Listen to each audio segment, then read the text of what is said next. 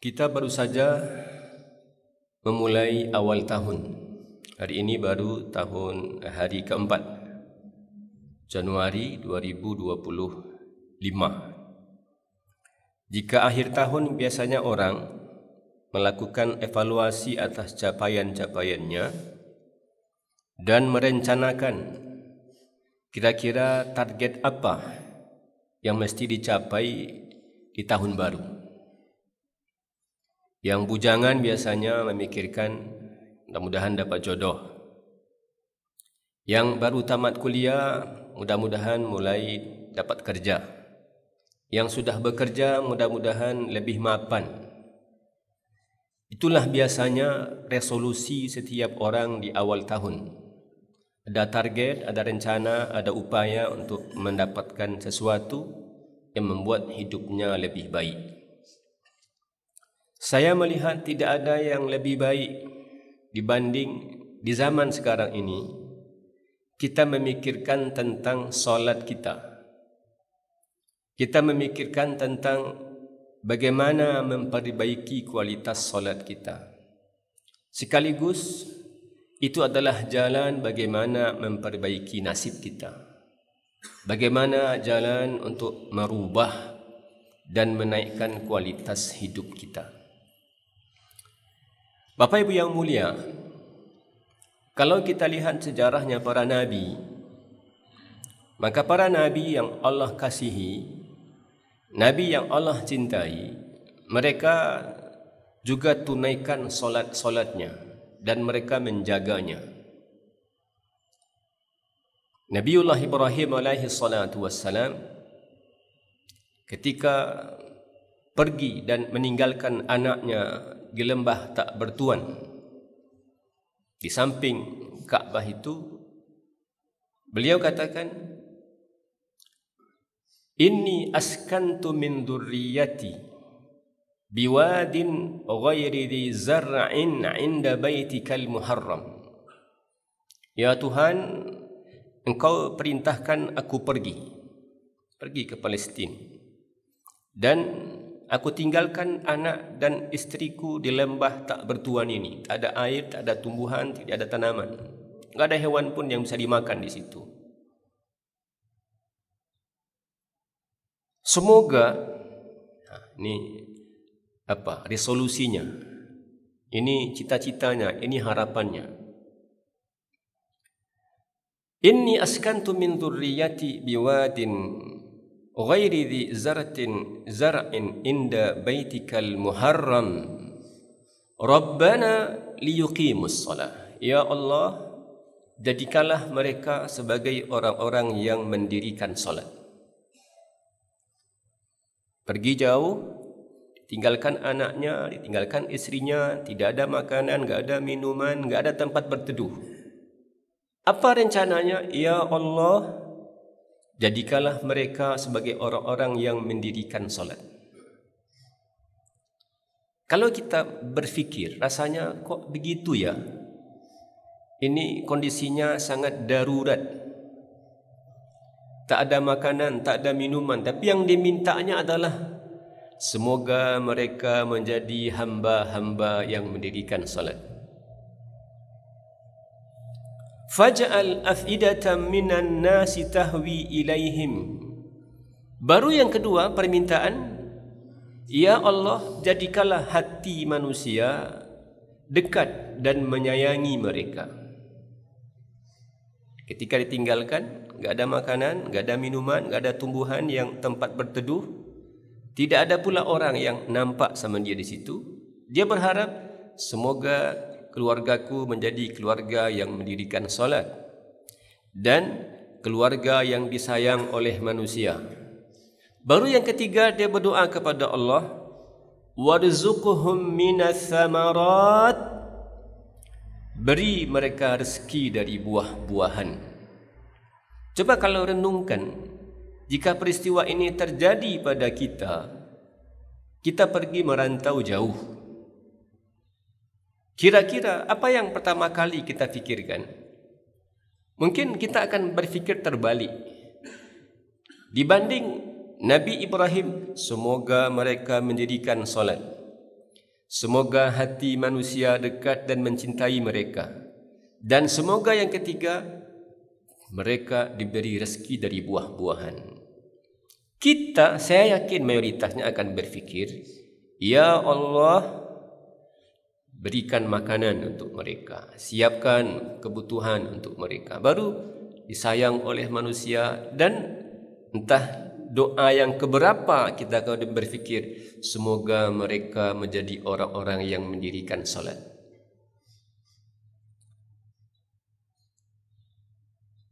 Maka di doa yang lain Nabi katakan, Rabbi ja'alni muqimas salati wa min dhurriyyati. Ya Allah, jadikan aku sebagai orang yang mendirikan salat dan juga dengan anak cucuku. Apa makna mendirikan salat? Ibnu Abbas katakan, kalau dalam agama kita yang disebut dengan mendirikan salat itu, salatnya di awal waktu, salatnya berjamaah. Kalau laki-laki, salatnya di surau, di mushola ataupun di masjid. Rabbi ja'alni muqimas shalah, jadikan aku sebagai orang yang mendirikan salat, wa min dzurriyyati, dan begitu pun dengan anak cucuku, keturunanku. Ketika Nabi kita alaihi salatu wassalam melakukan perjalanan Isra dari Masjid Haram ke Masjid Aqsa, di perjalanan, sebagian ahli tafsir katakan ini di sekitar Baitul Maqdis. Kata Nabi dalam hadis sahih itu, marartu bi Musa wa huwa yusalli fi qabrih. Aku melewati Musa dalam perjalanan Isra itu, beliau alaihi salatu wassalam sedang salat di dalam kuburnya. Nabi Musa pun salat. Karena itu setiap agama mengakui bahawa salat adalah ibadah utama dalam setiap agama, apapun bentuk agamanya. Zakaria alaihi salatu wassalam lama sudah berumah tangga tapi tak diberi keturunan. Berdoa. Lalu kata Allah, hunalika da'a Zakaria rabbahu qala rabbi habli, ya Tuhanku, beri aku keturunan yang soleh. Rabbi habli min ladunka dzurriyyatan thayyibah innaka sami'ud du'a. Beri aku keturunan yang baik-baik, sungguh engkau maha mendengar segala macam doa. Hunalika da'a Zakaria rabbahu. Ujungnya kata Allah, fanadathul malaikatu wa huwa yusalli fil mihrab. Ketika beliau salat, beliau dipanggil oleh malaikat. Ketika beliau ada di mihrabnya, Allah berikan kabar gembira dengan seorang laki-laki yang bernama Yahya. Jadi agama-agama itu dan nabi-nabi itu mengajarkan salat kepada setiap umatnya.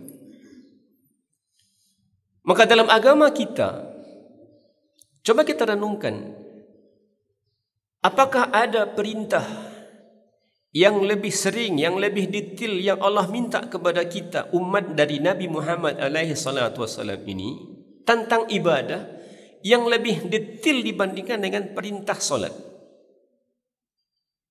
Bagaimana pelaksanaannya, bagaimana lahirnya, bagaimana batinnya, kapan mulai diperintahkan? Periksalah semua perintah Allah dan perintah Nabi-Nya. Kita tidak ketemu perintah tentang apapun yang diperintahkan oleh Nabi kepada umatnya ketika mereka masih usianya 7 tahun kecuali perintah solat. Enggak ada hadis bicara tentang perintah solat ketika perintah puasa tentang 7 tahun itu enggak ada. Perintah haji 7 tahun itu enggak ada. Perintah zakat enggak ada. Perintah kecuali hanya ada perintah solat. Muru auladakum bis salati li sab'in. Suruh anak-anakmu salat ketika mereka berusia 7 tahun. Disuruh padahal baliknya belum. tapi disuruh. Dan ajaibnya, tidak ada perintah yang ketika ditinggalkan oleh seorang anak, yang anak itu diizinkan untuk dipukul oleh ayah atau ibunya ketika mereka meninggalkan perintah tersebut ketika usianya masih 10 tahun. Wadribuhum li ashrin, pukul mereka ketika sudah usianya 10 tahun tapi masih enggan, masih malas-malas untuk solat. Kira-kira kalau anak 10 tahun tidak solat, layak dipukul, bapaknya diapain? Ini pertanyaannya. Ibunya diapain? Kakaknya yang mahasiswa diapain? Yang mahasiswi diapain? Yang 10 tahun saja diperintahkan kepada ayah dan ibunya untuk boleh memukulnya. Lalu bagaimana dengan orang-orang dewasa yang tidak solat? Kira-kira apa yang paling pas hukumannya? Maka perintahnya Masya Allah, maka ancamannya Masya Allah, maka pahalanya juga Masya Allah.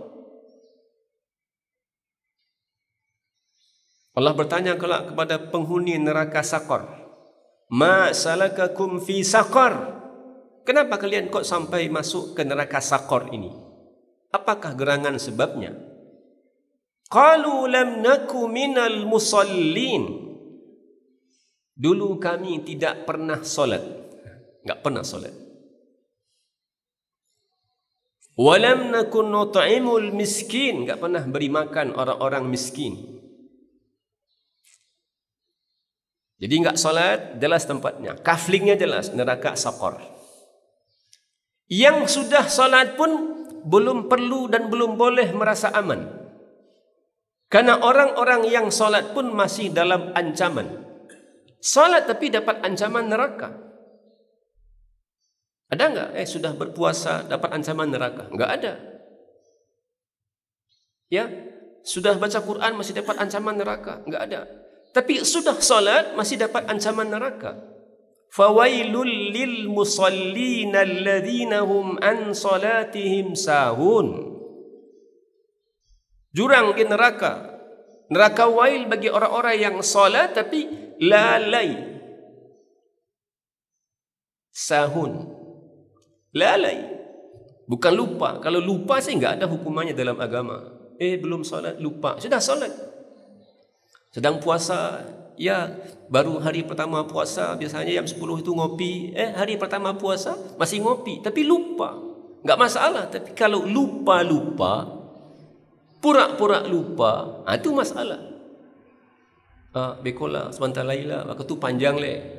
Itu enggak lupa namanya. Dia tahu tapi menunda-nunda.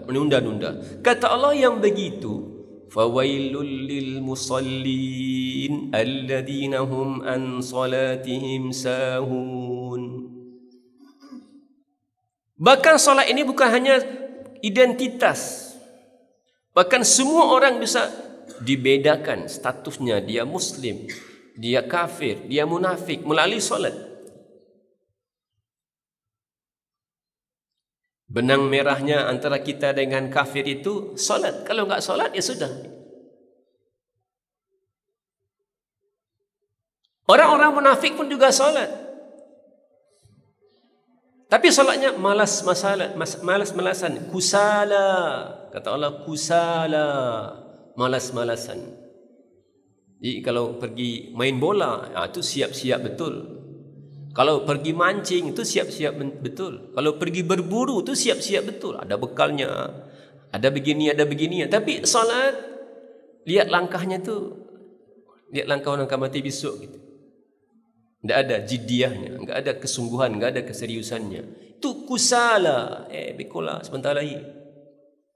Yura'una nas, salat tapi batinnya bukan menyembah Allah. Apa spirit dalam dadanya? Agar dilihat oleh orang lain. Wala yadhkurunallaha illa qalila, mereka tidak ingat Allah kecuali sedikit. Maka Bapak Ibu yang mulia, Bagaimana kita akan mendapatkan kebaikan? Bagaimana kita akan menjadi hidup kita lebih baik? Bagaimana kita punya rencana, punya harapan, punya resolusi? Bagaimana semua itu akan baik kalau kita tidak menjaga solat? Bagaimana semua itu akan menguntungkan, memberikan kebaikan kepada kita kalau kita tidak pernah atau enggan untuk menyambut seruan Allah? Padahal hayya 'alas shalah, sambungannya hayya 'alal falah. Ayo salat. Ayo dapatkan kemenangan. Ayo dapatkan keuntungan. Tapi kalau enggak salat, oh ini cita-citanya, ini akan dikerjakan tahun ini, ini harapan tahun ini target tahun ini. Kalau enggak salat, semuanya sia-sia. Tapi jika salatnya terjaga, maka semua akan dimudahkan. Jadi kenapa ini perlu menjadi renungan? Saya dulu dalam khutbah pernah sampaikan bahawa ada survei 2019 tentang seperti apa sih solatnya umat Islam Indonesia ini. Dalam survei itu ditemukan bahawa yang benar-benar solat 5 waktu umat Islam ini, Indonesia tu mungkin di kampung kita, mungkin di tempat kita, secara luas lah, rata-ratanya hanya 38,9% saja yang solat 5 waktu sehari semalam. Kurang dari 10 orang, kurang dari 4 orang. Jadi 10 orang itu kurang dari 4-nya yang dari 100 orang, bahkan 100 orang di komplek itu yang setiap waktu ke masjid, ke surau, ke musola solatnya, atau bahkan mungkin di rumah solatnya itu hanya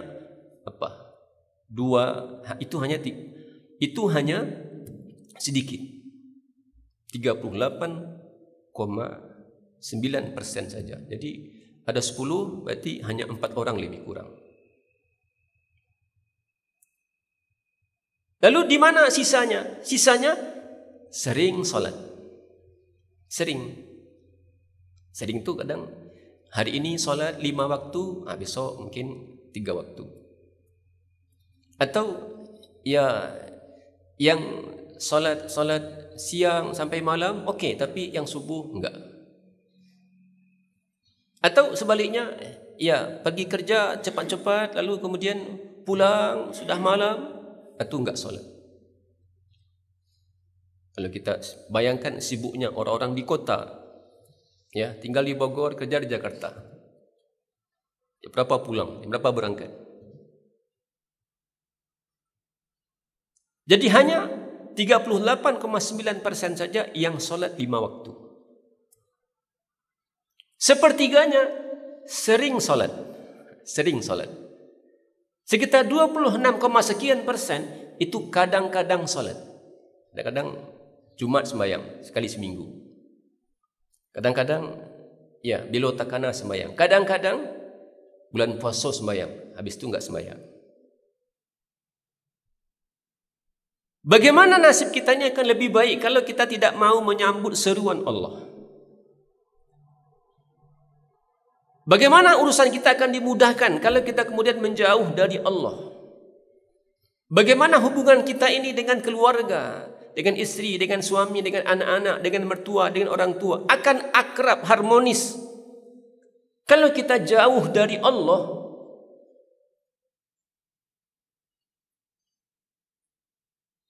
Bapak Ibu yang mulia, ini patut untuk menjadi bagian dari perenungan kita. Coba, bagi orang yang masih kadang-kadang solat, harus berupaya untuk lebih sering solat. Orang yang sudah sering solatnya harus berupaya untuk solat 5 waktu, enggak ada bolong-bolong lagi. Yang sudah solat 5 waktu harus berfikir, gimana? Kadang-kadang berjamaah. Biasanya hanya solat di rumah. Mulai berfikir kadang-kadang solat berjamaah. Yang kadang-kadang solat berjamaah sudah mulai harus berfikir, naikkan level solatnya menjadi sering berjamaah. Dan yang sudah sering berjamaah harus berfikir, punya rencana, punya target. Saya akan selalu solat berjamaah 5 waktu. Dan itu faktanya hanya 2% saja.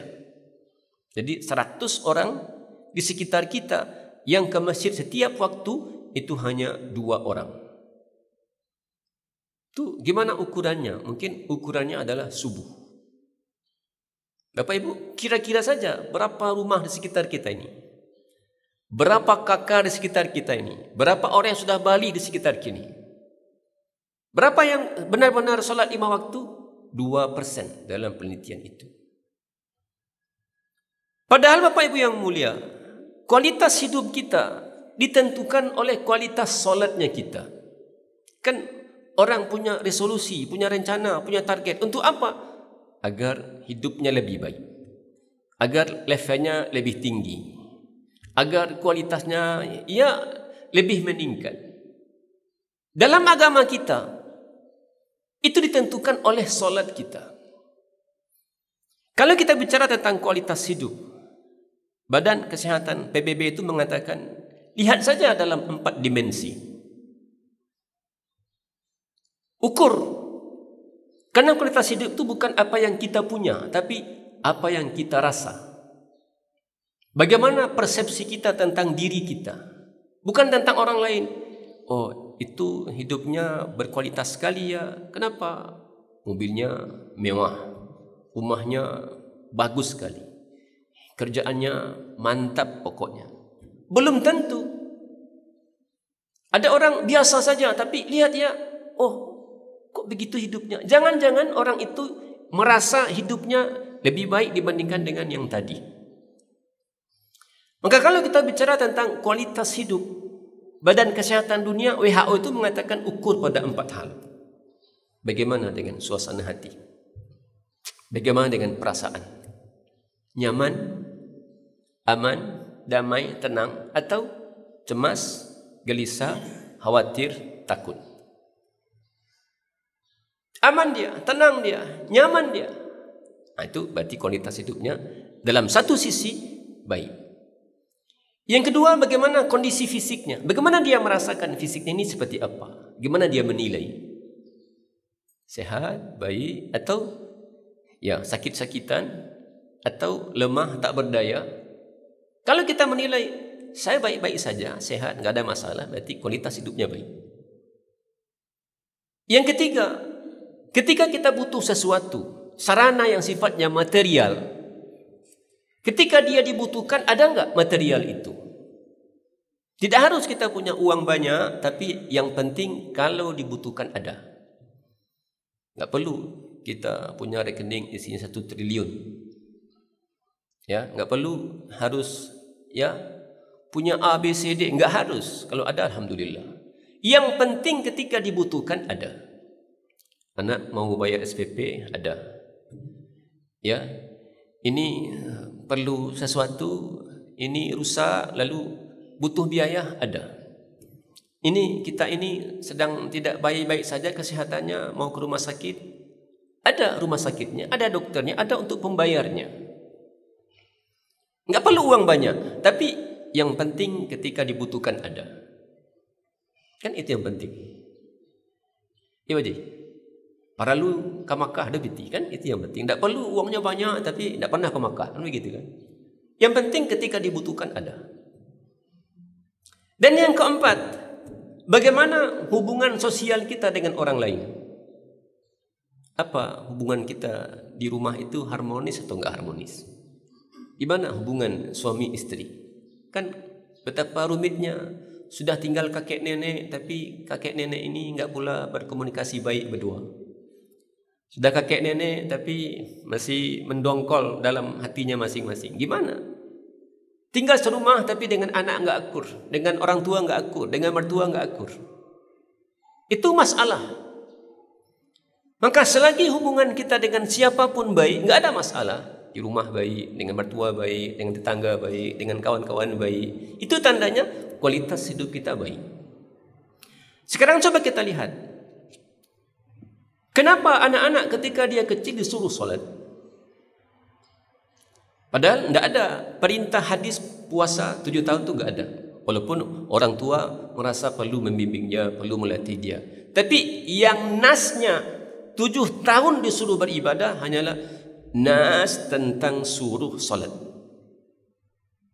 bawa haji pun 7 tahun kan nggak apa-apa kalau ada uang kan, ya nggak apa-apa. Tapi nggak ada perintah langsungnya. Yang ada perintah langsungnya adalah 7 tahun. Bapak Ibu yang mulia, anak-anak itu tanda sehatnya dia adalah lincah. Lompat sini, jalan, aktif, ya, bermain. Itu tandanya sehat. Dan kadang-kadang anak-anak karena belum mampu memahami tentang suatu kegiatan, maka boleh jadi melakukan kegiatan yang mengganggu fisiknya. Itulah kenapa anak-anak mesti dalam pantauan dan bimbingan orang dewasa. Kadang-kadang pergi sekolah ya, ada sepatu, nih sepatunya sudah satu bagus, yang sebelah sini sudah sobek-sobek, itu nggak nyaman dipakai. Tapi dipakai juga. Itu bisa mengganggu anatomi kaki, otot-otot kaki, otot-otot jari, mengganggu, jadi nggak seimbang. Kadang-kadang dia melompat sehingga ya mungkin nanti terkilir. Kadang kalau maaf ya pergi sekolah bawa tas, kan sebagian orang bawa tas di sebelah kanan selalu di bahunya. Ini sehingga mungkin lama-lama bisa jadi miring. Kadang posisi duduk di sekolah atau ketika di rumah, ketika belajar tidak dalam posisi yang benar sehingga bisa membuat badannya bongkok. Nah, kata pakar kesehatan Islam, kata mereka, solat itu disyariatkan sejak kecil karena untuk menormalisasi otot-otot fungsinya normal seperti ketika dilahirkan. Ibnu Katsir katakan, laqad khalaqnal insana fi ahsani taqwim. Sungguh kami ciptakan manusia sebaik-baik bentuk. Bentuk awal lahirnya manusia itu lurus. Lurus. Tidak bengkok miring ke kanan, tidak pula miring ke kiri, tidak ke belakang dan tidak pula ke depan. Lurus, walaupun anak belum berdiri, tapi ketika ditidurkan itu posisinya lurus. Nah, anak-anak yang tadi aktif dari subuh ke zuhur, pagi ke zuhur, mungkin ada kegiatan, aktivitas yang bisa jadi kalau dibiarkan lama tanpa dinormalisasi, maka semakin lama itu akan mengganggu sehingga pertumbuhan otot akan terganggu. Maka semua itu diluruskan melalui solat. Maka solat itu benar-benar posisinya tegap. Jadi berdirinya tegap, normal. Seperti ketika dia dilahirkan. Sehingga kalau ada yang terasa tidak normal, yang tergelincir, ya, yang tidak pada posisinya, dinormalkan melalui solat. Berapa kali? 5 kali sehari. Itu untuk menormalkan fisik. Para dokter juga mengatakan bahwa orang-orang yang sering merasa sakit kepala, migrain, itu karena posisi jantung tidak mudah baginya memompa darah ke kepala. Kenapa? Karena posisinya vertikal, tegak. Pompa kan semakin tinggi kan semakin susah naiknya air itu ke atas. Makanya orang-orang yang suka migrain itu biasanya itu karena aliran darah ke kepala tidak lancar. Untuk menormalisasi itu, maka kata mereka, cobalah Anda memperpanjang ruku' dan memperpanjang sujud. Karena ketika ruku' dan sujud, posisi jantung tidaklah lebih tinggi dibandingkan dengan posisi kepala. Beda dengan ketika kita berdiri. Apalagi ketika kita sedang sujud, posisi jantung itu lebih tinggi dibandingkan dengan posisi kepala sehingga lebih mudah darah itu mengalir ke kepala. Coba aja kalau kita nggak percaya. Orang-orang yang bekerja siang hari, kadang-kadang di lapangan ya, panas, hujan, terik, ya, atau juga sudah lelah bekerja, maka butuh refreshing. Orang-orang yang refreshing, 1 jam dia berhenti kerja, istirahat, tapi tidak solat, itu efeknya akan kalah sama orang yang solat walaupun hanya dia luangkan waktu 10 menit. Jadi dia berwudu, lalu dia solat, itu sudah mulai ada penyegaran dalam badannya. Tapi dia istirahat kerja, pergi ke kantor, makan, ngobrol segala macam, tapi enggak solat, itu tidak kembali ke posisi semula. Makanya orang-orang yang solat merasa bahwa solat zuhur itu baginya adalah vitamin. Jadi kalau tadi bekerja dari pagi segar, lalu menjelang siang mulai habis tenaga, mulai letih, mulai loyo. Ibarat center ya, HP mulai down. Ketika mereka salat itu mereka nyala, terang, mulai fresh kembali. Jadi orang-orang yang bekerja kalau ingin produktif, ya salat zuhur, sehingga ketika dia mulai bekerja kembali itu persis seperti ketika dia mulai bekerja di pagi hari. Itulah kenapa solat itu berhubungan dengan kondisi fisik sejak kecil. Karena solat menormalkan anatomi tubuh. Solat memudahkan aliran darah. Solat bahkan memudahkan menyembuhkan kondisi orang-orang yang suka sakit pinggang dan maaf juga yang suka sakit lutut. Lama dan normalkan, panjangkan sujudnya dan panjangkan rukuknya. Itulah kenapa Allah katakan, ya ayyuhalladzina amanu rka'u wasjudu. Wahai orang-orang yang beriman, rukuklah kamu, sujudlah kamu. Ya ayyuhalladzina amanu rka'u wasjudu wa'budu rabbakum waf'alul khaira, ujungnya la'allakum tuflihun. Kamu akan menang, kamu akan sukses, kamu akan berjaya. Kalau sehat, kuat, itu insya-Allah dibantu oleh solat. Yang kedua, kualitas hidup itu ditentukan oleh perasaan. Maaf ya, ada perasaan senang, ada perasaan gembira, ada perasaan sukacita, tapi ada perasaan lain namanya perasaan tenang. Yang kadang-kadang butuh alat untuk menemukan ketenangan. Kan ada orang kalau enggak minum obat enggak bisa tidur. Ada orang kalau enggak minum obat itu dadanya berdebar-debar. Ada orang kalau tidak minum obat itu gelisah, cemas, khawatir. Orang bisa senang dengan uang. Kita semua dikasih uang senang. Halal kan, senang. Orang bisa senang, happy, bahagia. Oh, anaknya jadi orang semua, senang. Oh, karirnya menanjak, senang. Tapi itu belum tentu bikin tenang.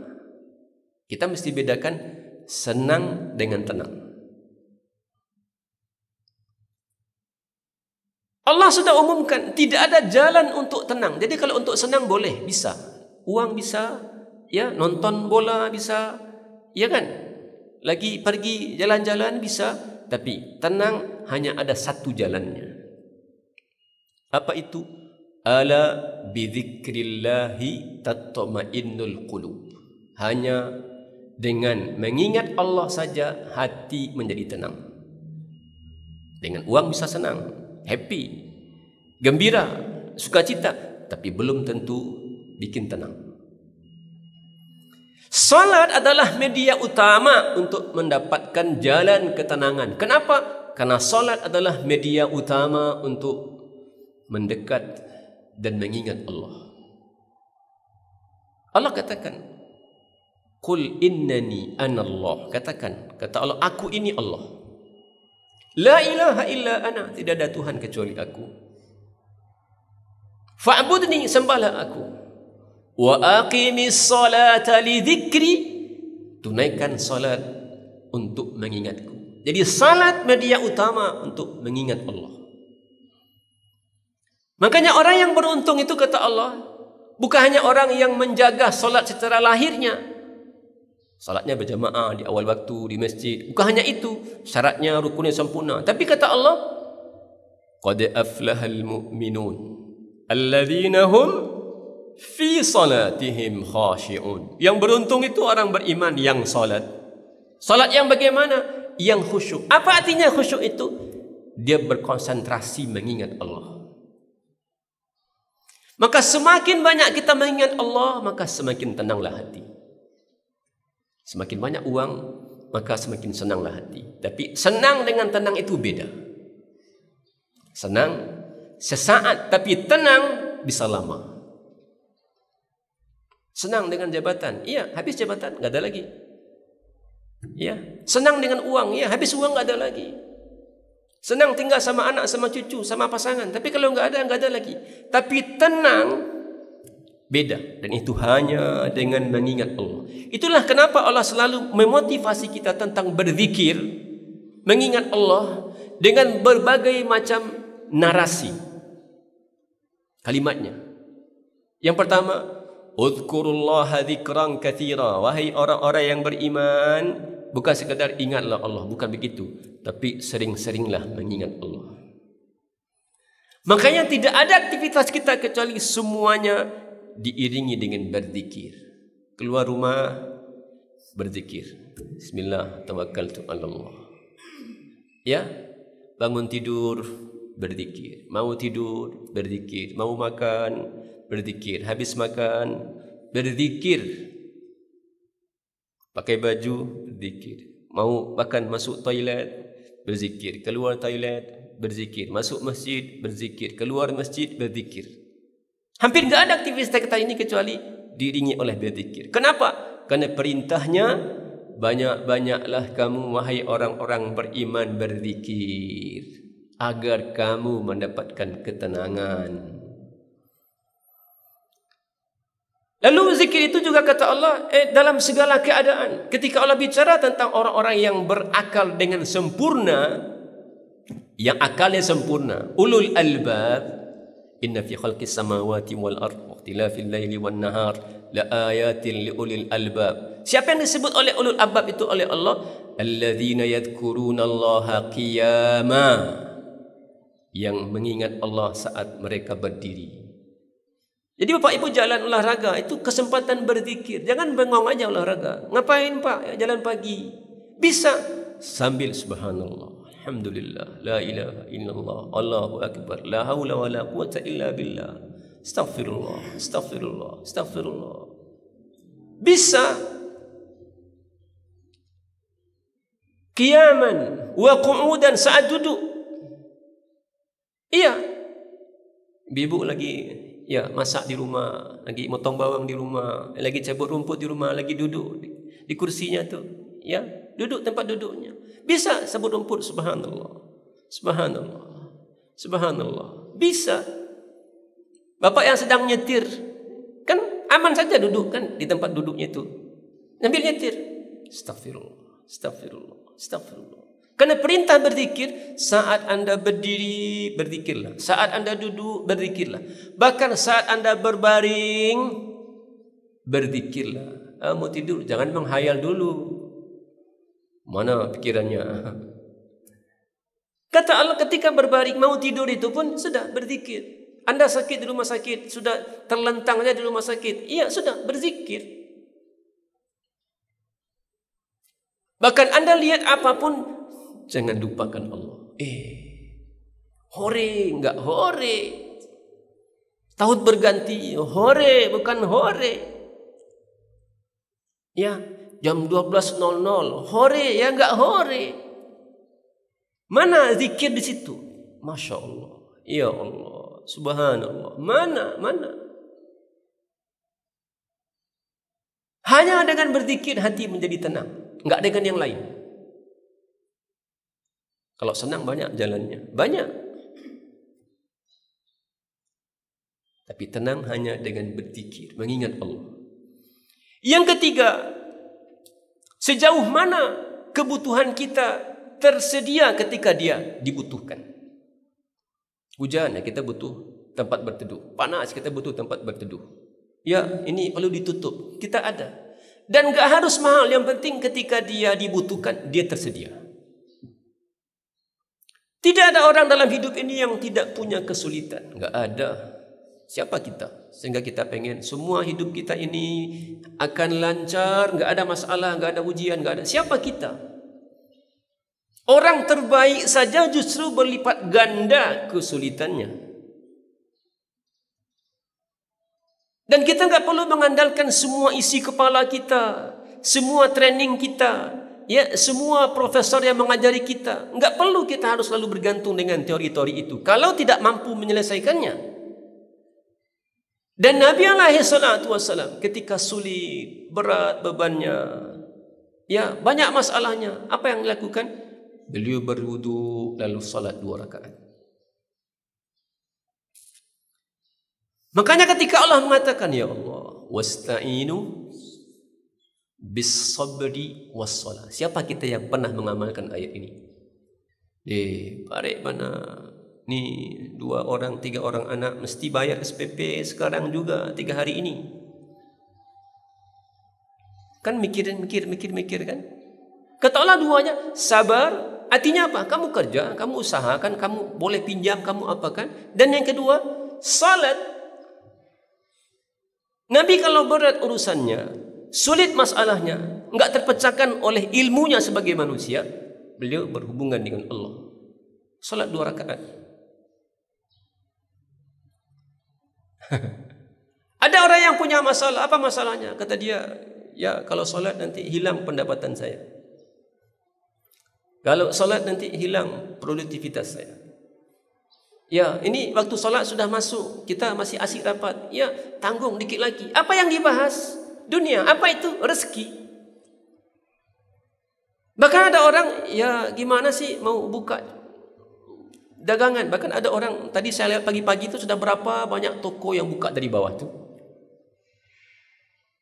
Tapi saya nggak tahu apakah mereka solat. Banyak toko sudah buka. Toko buah beberapa tu mungkin 24 jam. Bagaimana buka itu? Jadi masih setengah pendek dia saya lihat tadi. Ngurusin itu. Padahal azan sudah berkumandang. Terhalang seolah-olah. Kalau dia pergi solat, nanti takut orang beli, dia nggak ada yang jaga. Coba begitu. Sebegitunya, dia sudah buka pagi-pagi warungnya, entah berapa orang. Memang berapa orang sih yang jualan. Sampai dia nggak pergi ke masjid, nggak sholat gara-gara takut nanti ada orang ketika datang nggak ditungguin warung. Allah katakan, kata Allah, wa'mur ahlaka bis shalah, suruh keluargamu salat. Wastabir 'alaiha, bersabar, sabar. Sabar itu gimana maksudnya? Kalau hujan, ya sabar. Kalau perlu pakai payung. Kalau gelap gimana? Ya sabar. Kalau perlu ya bawa senter. Itu sabar. Dingin gimana? Ya sudah, orang yang sabar itu tetap dia bangun, tetap dia solat. Begitu sabar. Karena solat ini maaf, tidak bisa ditukar. Puasa, ibu nggak sanggup puasa, boleh ditukar. Hari ini nggak bisa puasa, boleh besok. Boleh bulan depan. Boleh. Tapi salat enggak. Bahkan enggak bisa puasa karena sudah tua, boleh ganti. Apa yang diganti? Enggak puasa, bayar fidyah aja. Tapi salat enggak bisa diganti. Selagi tahu dia 1 tambah 1 berapa? Berapa? 1 tambah 1 berapa, Pak? 2, itu masih wajib salat. Tapi 1 tambah 1 berapa? 5, itu enggak wajib salat. Dah kurang, dah error, itu enggak wajib salat. Tapi kalau tahu dia 1 tambah 1, 2. Ini siapa? Ini siapa? Ini badan, ini celana, ini. Dia masih mengerti, wajib sholat. Walaupun sudah gak bisa bergerak. Tapi dia masih tahu. Minimal, ini berapa? Kata dia, 2. Ngangguk aja dia. Berarti wajib sholat. Kalau dia gak sadar, ya sudah tunggu aja. Bentar lagi dia sholatkan.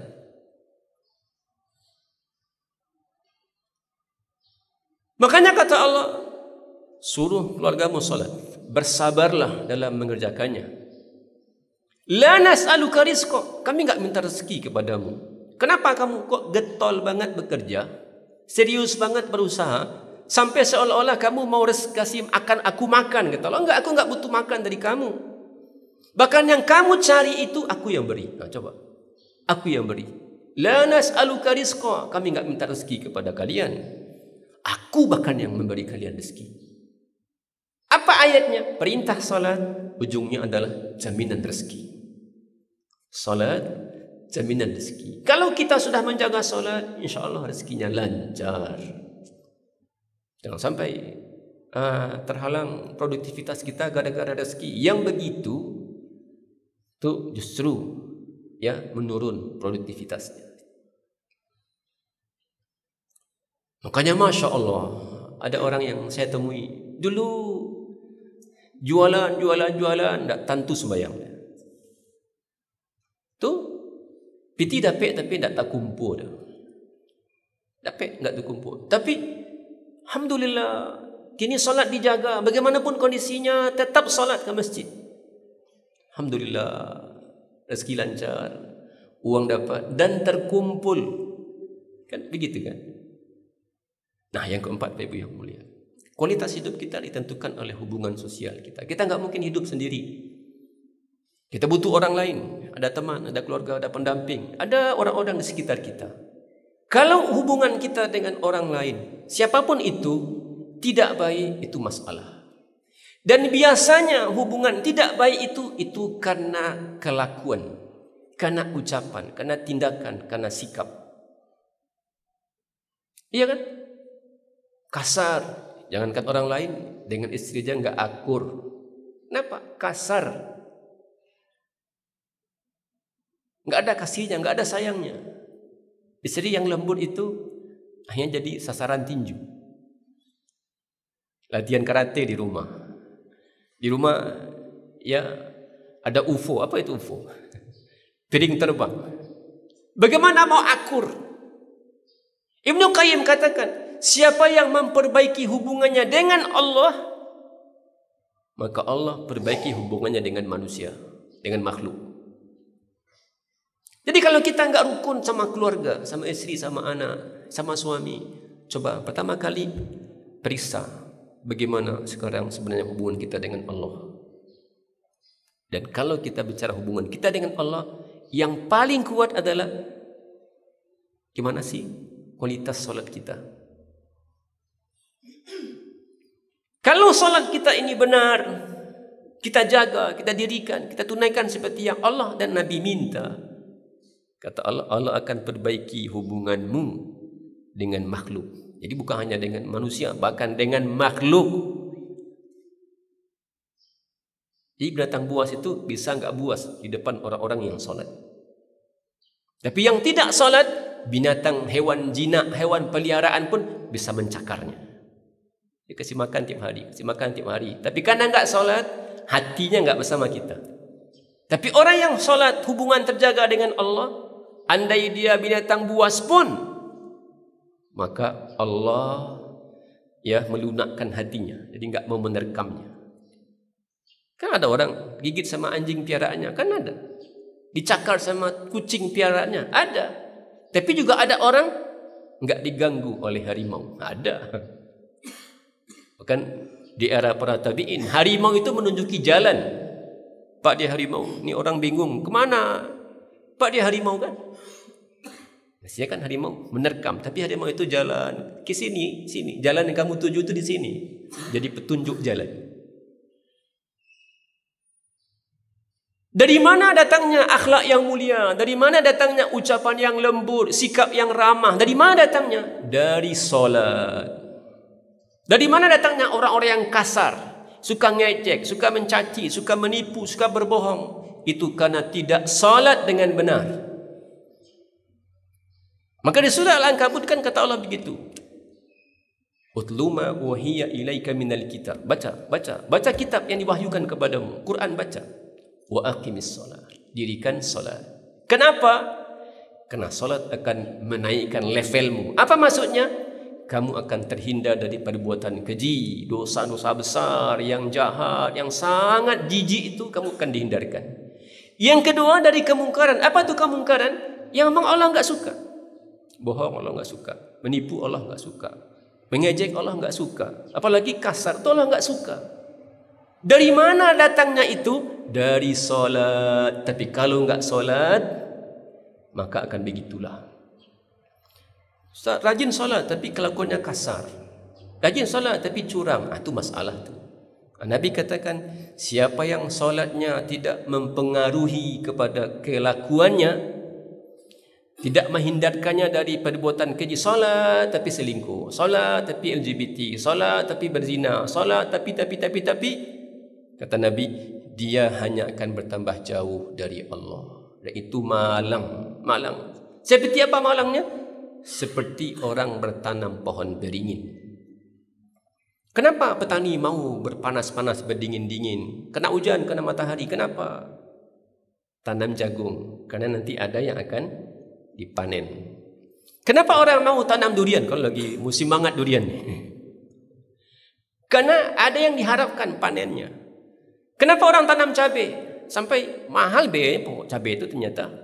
Ya, tanam, dirawat, kasih pupuk, kasih racun, segala macam, baru kemudian panen. Karena ada panen yang diharapkan. Bapak Ibu pernah lihat ada orang tanam pohon beringin? Ya, RT sini kita goro, gotong royong. Ngapain acaranya Pak?